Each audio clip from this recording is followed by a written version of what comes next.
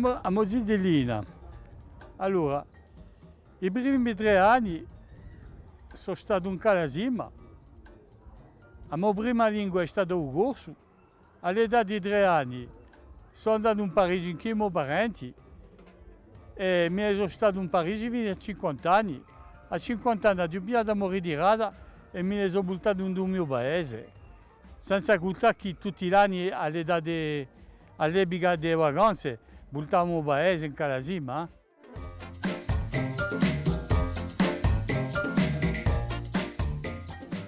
A Zidellina, che per noi è un paese che lo usiamo in calasima nostro, era la libertà completa.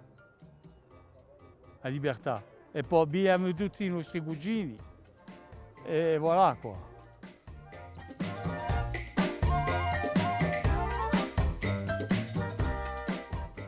La mentalità.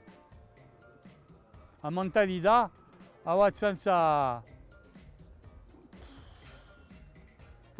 più bella e più impinzudita qua.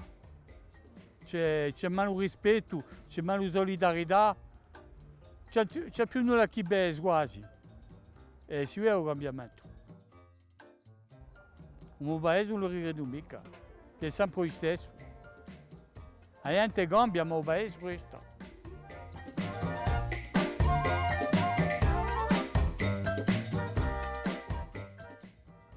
Ha cambiato quantunque, ha cambiato assai. Non c'erano i problemi. E oggi ha cambiato quantunque, ha cambiato assai. E più bello più si impensudisce.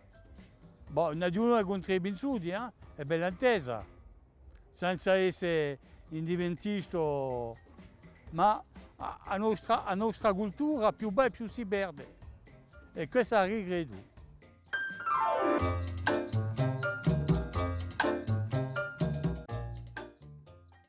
Se dai un messaggio, sarebbe che le nostre valori siano mantenute, voilà, e che la nostra lingua duri assai, voilà.